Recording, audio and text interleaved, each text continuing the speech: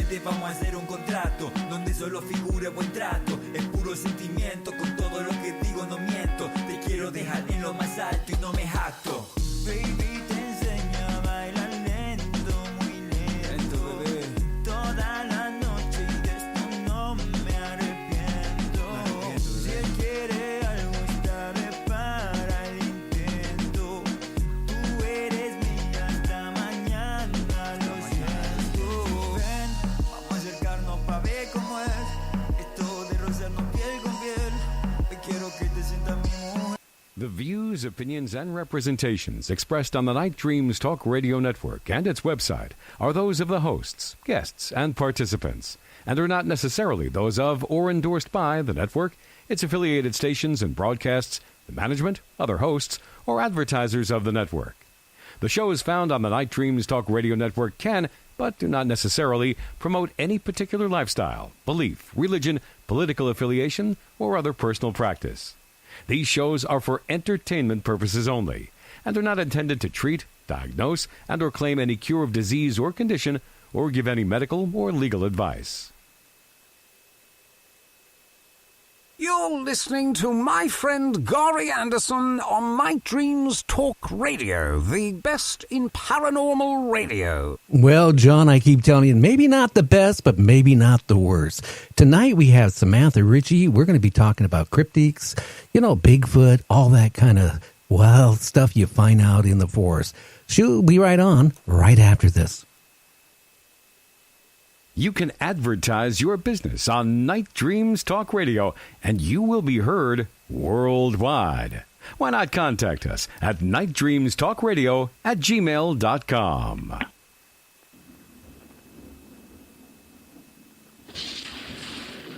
You are listening to Night Dreams Talk Radio Network, from our compound to you worldwide, with your host, Gary Anderson. Well, that is me. Tonight, you want to grab yourself a cup of Java? Well, get back into that comfy chair, because tonight we're talking to Samantha Ritchie. She's going to be talking about cryptids, Bigfoot, little people, and a whole bunch more tonight, right now. Hey, how you doing, Samantha? I'm doing pretty good. Gary, how you feeling? I thought I got rid of this bug. I had the flu for about 2.5 weeks. It seemed to go away for about 4 days. And now it's starting to come back again. Yeah, it's hitting a lot of people. I've been taking massive amounts of vitamins and trying to eat proper and everything, and staying away from people by staying out in the mountains away from people. Well, you're lucky. Where I moved over here in Gig Harbor about 20 years ago. I mean, where I'm at, there was hardly any houses. It was all like cedar trees. I have almost 2 acres of cedar trees. I was here like 3 years, and all of a sudden, they sold land lots, plots, and they, started cutting down all the trees. Now I'm the only one, and I moved here because I wanted to get away from, the city. The city came to you. Oh, yeah. And it's funny, when I first moved here, I could be out in my driveway, which is kind of long, but by the main road there. And I saw a bear and cubs. And I go, wow, that's so awesome. And, we used to have deer running through, quite often. I haven't seen a deer in almost a year. I haven't seen a bear in 19 years. Well, that's quite the opposite here. We see more elk up here because of the management of the forest lands, which prohibit most public hunting. And I always have a herd of elk coming through it's more of a nuisance a little bit, but they come through, and we have to literally coexist with them. I mean, they don't bother. They're getting so used to humans, they just come right in your yard, and you just walk right by them, and the only ones I'm concerned about, of course, are the male ones that have antlers. Oh, yeah. It could cause some serious damage if you get them riled up for some reason. But normally, they see you, they kind of back off. That's not bad.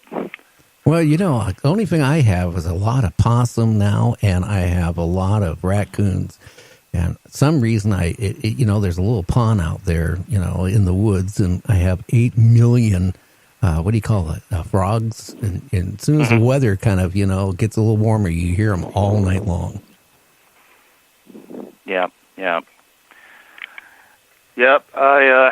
It's just, of course, the weather seems to be changing a lot too, and that's affected.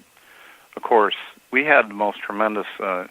We started out with a really warm winter up here. I mean, the warmest I think in Seattle's records as well. In December and January, and immediately, this shows how things can get flipped. The most snow we've ever had. We got into like the middle of February, and we got blasted. One day, I chose not to stay up here. I actually stayed in Tacoma because I knew it was coming. One night, almost 3 foot of snow got dumped, and people were stuck in their houses. They were stuck in their driveways. It didn't matter if you had a 4x4. When your snow covers up your entire vehicle, you're not backing out in that. No way. Well, So it took a while for that. It actually, the last of it is melting right now, so it's literally taking almost 2 months after the snow stopped to finally melt everything off. Well, up here in Gig Harbor, it was funny, in 1 day's time, we had 2.5 feet of snow. And in the whole time I've lived here in 20 years, I mean, we gotten snow before, maybe like 1.5 inches, but the next day it was gone. This time it hung around for about 1.5 weeks, 2 weeks, and it was crazy. But you remember last year, I think it was around in April, we hit, at least over here, we hit 90 degrees for 1 day. Oh, yeah. And I have a sneaky suspicion we're going to be going into a really warm summer as well this year. So I think we used to have moderate weather in the Washington State area, years ago, but now it's becoming more like the East Coast, where we have more extremes with cold, especially on the western side of Washington. It's getting more frigid. I just got a message from someone from Alaska that says, you had worse weather than we did up here. Oh, wow. So you never know. Yeah, I got my suspicions. I got what people would term my conspiracies about weather manipulation, but I don't call it a conspiracy. I think it's in my mind at least. There's some factual evidence for it, but I don't want to get into it on this particular broadcast. No, I can just say this.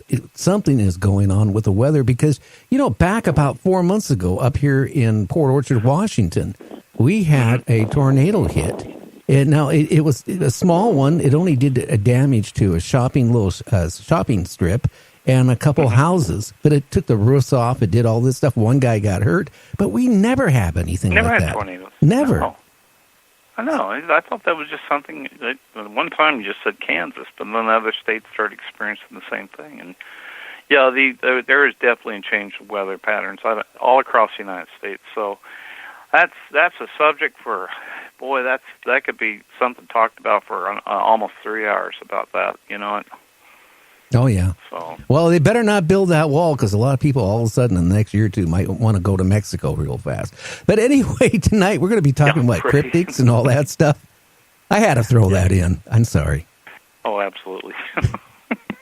Well, I'm just trying to think where that movie that was, where that, because Art Bell and Whitney wrote a book, and it was about the major weather changes, and like overnight, the whole, country just got hit with freezing temperatures and snow and all that stuff, and they made a movie about it.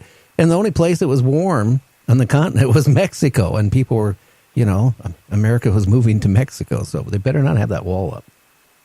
Oh, yeah, it sounds like the next day with oh, yeah. With was it Dennis Quaid? Something like that. Yeah. Started in that movie.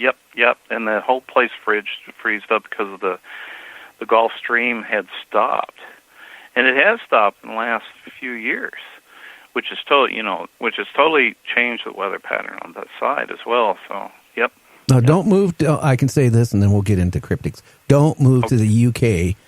I can tell you that because, if that water coming from the equator, it totally stops, then we're going to see a deep freeze in the UK like we haven't seen before. No, I wouldn't doubt it. I wouldn't doubt it at all. So, what is going on in your area? Well, a little bit of, since we last talked, of course, I was able to do a little bit, I think it was on in December. and of course we got a little bit done. Got a little bit of research done in January and part of February, and then the snows hit. So it's like all bets were off trying to get out in the woods or anything like that. But it's allowed me to do some other kinds of research. And, you know, I'm going to kind of jump into this. I decided just to go free form on whatever comes to my mind about what's been happening. Go for it. And, yep. And just as a preface for new listeners, that you know, I am originally from the East Coast, from Kentucky, and I had a chance to. I've been out here several times in my life, but something beckoned me this last time about 18 years ago, and was able to establish. You know, I do telecommuting with a company, and was able to pretty much go wherever I wanted. So I decided to go into Tacoma at the time and purchase a house and work from there. And then circumstances changed where I, you know, due to a loss of a spouse due to cancer, something drew me out in the mountains, out of grief and out of something else. And I found this little area called Greenwater, which is like a little village that's kind of sandwiched in between the cities of Enumclaw and the Crystal Mountain Ski Resort area. Absolutely beautiful drive coming through the valley, through the highway to get here, and was fortunate enough to first off get an RV to live in a rental or to rent a space for it, and then eventually I found a lot where it actually had a small cabin on it, and I've had that for the last 6 years. So my chance encounter at the store with a Barb Shoop, who had her own experiences with the Bigfoots. You know, very phenomenal stuff, and it opened my eyes up. Basically, I didn't have any experience with it. I just didn't know. I was open-minded about it, and she's telling me experience about seeing an ape running through chasing elk. But what was kind of interesting was she saw this tall being running, chasing the elk up this one particular trail, and as the being was running at a very high rate of speed, passed by a tree, totally disappeared. In other words, it was just like behind the tree, and you would think with the momentum you'd see the